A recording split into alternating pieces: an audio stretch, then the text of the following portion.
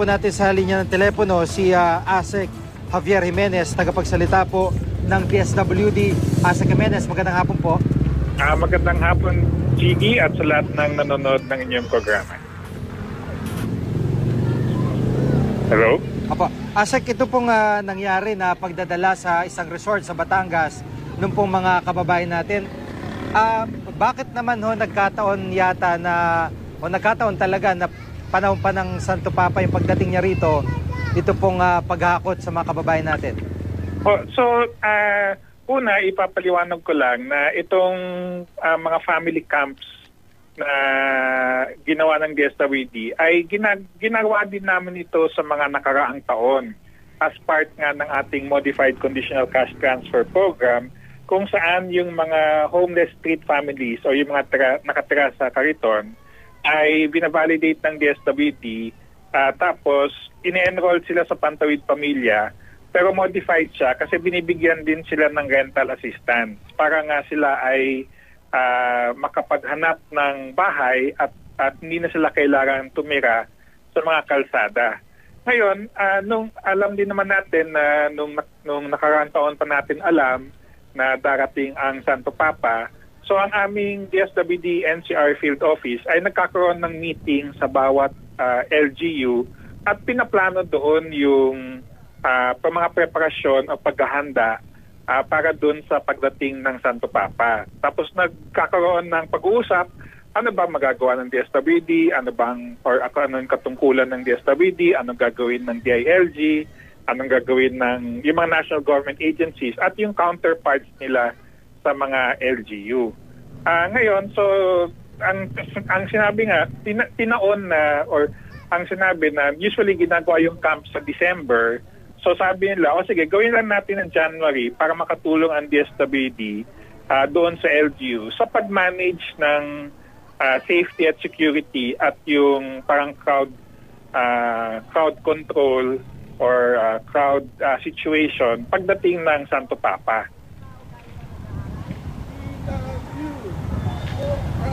Apo. Pero ito pong nangyari, meron, kumbaga parang sinasabi po ng DSWD na nagkataon ito na natsyempuan lang at may ganun talaga programa, pero marami yung nagsasabi na kumbaga parang ngayon lang nila narinig ito na programang ito. Yung aming Modified Conditional Cash Transfer Program, since 2012 or 2013 pa namin siya inumpisahan, sa kasalukuyan meron tayong 2,374 na families na naka-enroll na. Pero alam naman natin na patuloy nga yung mga sitwasyon ng mga homeless street families. So patuloy din yung validation and depende din sa budget na available. Kung may budget kami, ine-expand siya para nga matugunan natin yung sitwasyon ng mga homeless street families. Dahil nung isa ring budget hearing kung hindi ako nagkakamali sa Kongreso o Senado, tinawag talaga yung atensyon ng DSWD doon sa kalagayan ng mga nakatira sa kariton. Diba meron dating may natutulog na pamilya sa kalsada, tapos parang na-kidnap yung anak niya, tapos nakita na lang patay sa sumunod na araw. So talagang gumagawa kami ng hakbang para nga matugunan ang sitwasyon ng ating mga homeless street families. Noong 2012 or 2013, if hindi ako nagkakamali, ginawa din namin ito at doon sila pumunta sa Island Cove sa Cavite. So, ganun din, mga 100 to 200 families nagkaroon ng orientation doon sa Pantawid Pamilya. So, itong mga 100 families na dinala sa Nasugbu, Batangas, sa kasalukuyan, pinaprocess na ho yung kanilang mga papeles, naghahanap na ho ng mga bahay o mga lugar na pwedeng rentahan para sila ay makaligtas sa kalsada, tapos sila ay enroll na sa Pantawid Pamilya. So inaayos yung mga kasunduan, yung mga ID, ine-enroll sila sa biometrics, tapos magpipirmahan, i-enroll sila sa land bank para for the next 5 years, may enroll sila sa Pantawid Pamilya, tapos bibigyan sila ng rental assistance from about 6 months to 1 year. Tapos meron din yan livelihood assistance para inaasahan namin pagkatapos ng 1 taon, sapat na yung kinikita nila para sila na mismo ang pwede magbayad dun sa mga nirerentahan nilang lugar. Opo.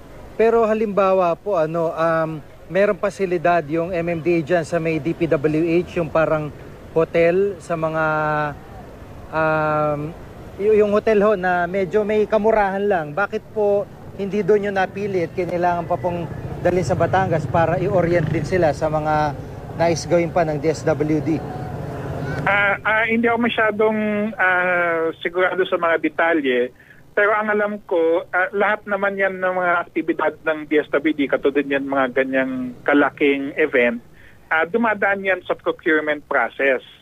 So doon sa procurement, naglalabas kami ng mga posting na naghahanap kami ng lugar na kung saan pwedeng kasya yung 100 families. So depende kung sino yung sumagot, sino mag-respond sa bid, yun ang napipili. It's always the lowest and most responsive bid na nangyayari. I'm not too sure about yung lugar ng MMDA sa binabanggit mo. I think yun yung parang for transients or for transitory. Hindi naman talaga siya pang alam mo, wala silang conference centers. Hindi ko alam kung nagpo-provide sila ng pagkain kasi dito board and lodging siya, including the facilities. Opo. Kaya lang ho yung feedback din dun sa mga nakisali dito, nagutom lang daw sila at inabot sila ng gutom dyan sa Batangas.